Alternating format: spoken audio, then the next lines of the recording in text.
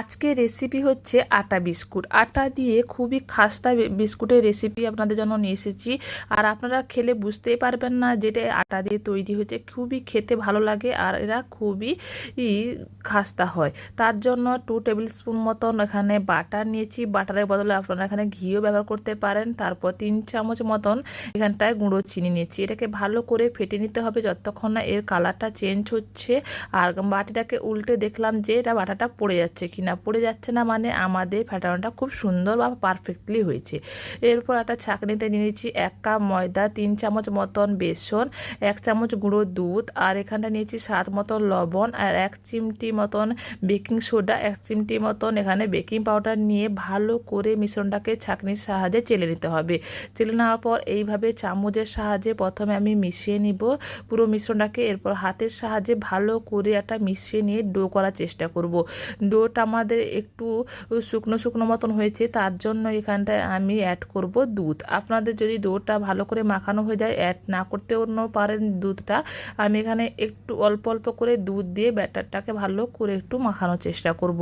দুধের বদলে এখানে জলও ব্যবহার করতে পারেন, কোনো সমস্যা নেই। আমার পাত্রটা ছোট ছিল বলে সেখানে মাখাতে একটু অসুবিধা হচ্ছিলো বলে আমি একটা প্লেটে এইভাবে দোলে দোলে একটু মাখিয়ে নেব।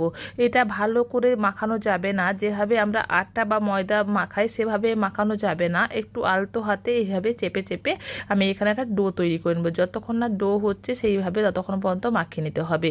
মাখিয়ে নেওয়ার পর এইভাবে হাতের সাহায্যে গোল গোল করে একটা বিস্কুটের আকার নিয়ে নেব। যে কোনো শেপ নিতে পারেন আপনারা। আমি এখানে আপনাদেরকে 3 ধরনের শেপ বানিয়ে দেখাবো কীভাবে বানাচ্ছি। আরও এর থেকে ভালো শেপও দিতে পারেন আপনারা। আমি এইভাবে সহজে যেভাবে বানাতে পারবেন তার জন্য আমি এখানটায় 3 ধরনের শেপ দেখিয়েছি। এইভাবে গোল করে নিয়ে মাঝখানেটা একটু হালকা পাতলা রেখেছি আর চারপাশটা একটু উঁচু রেখেছি। সেইভাবে আমি এখানটায় বানিয়ে নিচ্ছি একটা শেপ দিয়ে। আর একটা শেপ বানাচ্ছি এইভাবে হাতের সাহায্যে চেপে চেপে একটু পাতলা করে নেব বা ফ্ল্যাট করে নেব। ফ্ল্যাট করে নিয়ে ছুরির সাহায্যে একটা ডিজাইন করে নেব। ছুরির সাহায্যে এইভাবে আলতো আলতো করে কেটে আমি দুপাশে এইভাবে ডিজাইন করে নেব। সুন্দরভাবে একটা বিস্কুটের শেপও হয়ে গেছে। আমাদের 2 ধরনের বিস্কুটের শেপ হয়ে গেছে। দেখুন কত সুন্দরও লাগছে আমাদের বিস্কুটটা। এইভাবে বিস্কুটের শেপগুলো বানিয়ে নিব আমি সবগুলো। এই আটা বিস্কুটটা আপনারা অবশ্যই একবার বাড়িতে বানিয়ে দেখবেন। খুবই অসাধারণ লাগে খেতে।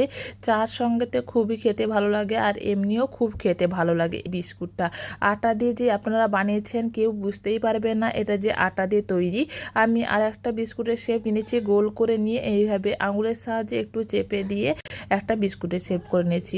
সবগুলো বিস্কুট আমাদের বানানো হয়ে গেছে। এরপর আমি একটু দুধটাকে একটু স্প্রেড করে দিচ্ছি এইভাবে চামচের সাহায্যে। আপনাদের কাছে যদি ব্রাশ থাকে তার সাহায্যে এইভাবে একটু স্প্রেড করবেন, তাহলে খুব সুন্দর একটা কালার আসবে তার জন্য।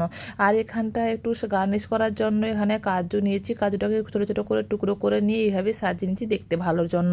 কাজুটা আপনারা দিতেও পারেন না দিতে পারেন, এটা কোনো দিতে হবে তার কোনো বাধ্যতামূলক নয়, এটা অপশনাল। পাত্রে আমি এখানে বেক করব। সেখানে একটা পেপার দিয়ে বা কাগজ দিয়ে তার উপর একটু বাটারটা স্প্রেড করে নিয়েছি। আপনার কাছে যদি বাটার পেপার থাকে তাহলে বাটার পেপার দিয়ে আপনারা খুবই সুন্দরভাবে বানিয়ে নিতে পারেন। আমার কাছে বাটার পেপার ছিল না তাই এইভাবে বাটিতে বাটার পেপার তৈরি করে নিয়েছি। এরপর যেটাতে আমি বেক করব এখানে ইডলি মেকারের যে আমার কাছে ছিল তাতে নুন দিয়ে উপরে একটা পাত্র উপর করে দিয়ে তার উপর এখানে বেক করতে রেখে দিয়েছি। বেক করার আগে আমি কিছুটা প্রিহিট করে রেখেছিলাম, তারপরেই বেক করেছি। এবার বেক করার পর বিস্কুটগুলো দেখুন খুব সুন্দরভাবে আমার তৈরি হয়ে গেছে এবং খুবই সুন্দর একটা কালার এসে গেছে। আমি আপনাদের ভেঙে দেখাবো কতটা খাস্তা হয়েছে এই বিস্কুটটা। আপনারা অবশ্যই একবার বানিয়ে দেখবেন, খুবই খাস্তা হয় এবং খুবই খেতে ভালো লাগে। আর আপনার যদি ভিডিওটা ভালো লাগে লাইক শেয়ার করে দেবেন, প্রথমবার চ্যানেলে থাকলেন সাবস্ক্রাইব করে দেবেন। Thank you for watching my video.